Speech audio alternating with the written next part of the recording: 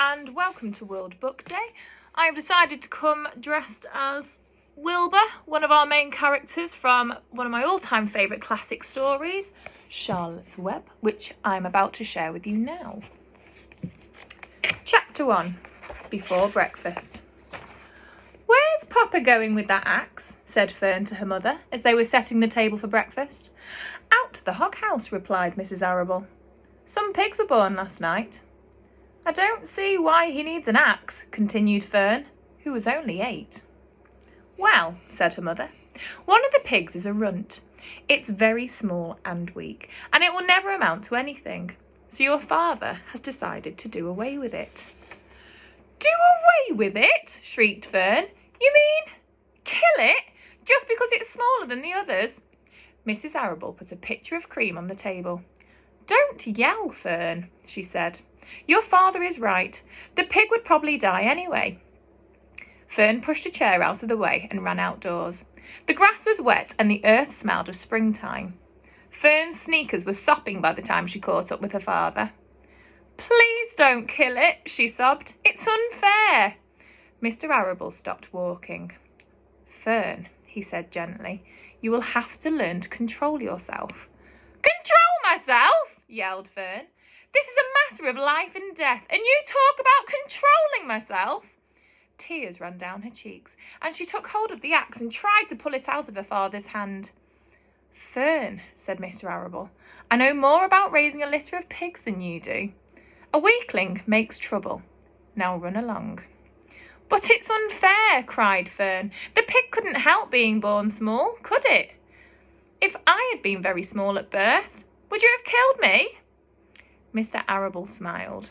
"Certainly not," he said, looking down at his daughter with love. "But this is different. A little girl is one thing. A little runty pig is another." "I see no difference," replied Fern, still hanging onto the axe. "This is the most terrible case of injustice I ever heard of." A strange look came over John Arable's face. He seemed almost ready to cry himself. "All right," he said. "You go back to the house, and I will bring the runt when I come in. I'll let you raise it on a bottle, like a baby. Then you'll see what trouble a pig can be." When Mr. Arable returned to the house half an hour later, he carried a carton under his arm. Fern was upstairs changing her sneakers. The kitchen table was set for breakfast, and the room smelt of coffee, bacon, damp plaster, and wood smoke from the stove. "Put it on the chair," said Mrs. Arable. Mr. Arable set the carton down at Fern's place. Then he walked to the sink and washed his hands and dried them on a roller towel. Fern came slowly down the stairs. Her eyes were red from crying. As she approached her chair, the carton wobbled, and there was a scratching noise. Fern looked at her father. Then she lifted the lid of the carton. There, inside, looking up at her, was the newborn pig. It was a white one. The morning light shone through its ears, turning them pink. "He's yours," said Mr. Arable, "saved from an untimely death, and may the good Lord forgive me for this foolishness." Fern couldn't take her eyes off the tiny pig. "Oh," she whispered. "Oh, look at him. He's absolutely perfect." She closed the carton carefully. First, she kissed her father. Then she kissed her mother. Then she opened the lid again, lifted the pig out, and held it against her cheek. At this moment, her brother Avery came into the room. Avery was 10. He was heavily armed, an air rifle in one hand, a wooden dagger in the other. "What's that?" he demanded. "What's Fern got?" "She's got a guest for breakfast," said Mrs. Arable. "Wash your hands and face, Avery." "Let's see it," said Avery, setting his gun down. "You call that miserable thing a pig? That's a fine specimen of a pig.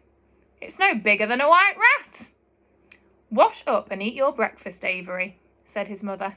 "The school bus will be along in half an hour." "Can I have a pig too, Pop?" asked Avery. "No, I only distribute pigs to early risers," said Mr. Arable. Fern was up at daylight trying to rid the world of injustice. As a result, she now has a pig. A small one, to be sure, but nevertheless, a pig. It just shows what can happen if a person gets out of bed promptly. Let's eat. But Fern couldn't eat until her pig had had a drink of milk. Mrs. Arable found a baby's nursing bottle and a rubber nipple. She poured warm milk into the bottle, fitted the nipple over the top and handed it to Fern. "Give him his breakfast," she said. A minute later, Fern was seated on the floor in the corner of the kitchen with her infant between her knees, teaching it to suck from the bottle. The pig, although tiny, had a good appetite and caught on quickly. The school bus honked from the road. "Run!" commanded Mrs. Arable, taking the pig from Fern and slipping a donut into her hand. Avery grabbed his gun and another donut. The children ran out to the road and climbed into the bus. Fern took no notice of the others in the bus.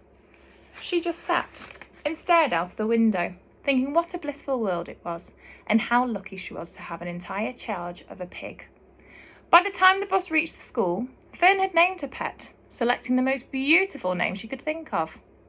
"Its name is Wilbur," she whispered to herself. She was still thinking about the pig when the teacher said, "Fern, what is the capital of Pennsylvania?" "Wilbur," she replied dreamily. The pupils giggled. Fern blushed. Well, I hope you've enjoyed the first chapter of our story. I will keep this in our reading corner. In fact, I've got a couple of copies that I can keep in our reading corner. So if during reading for pleasure time you would like to continue, that would be absolutely fantastic. But we will be doing more of this throughout the day as well. Okay, guys, take care. Bye.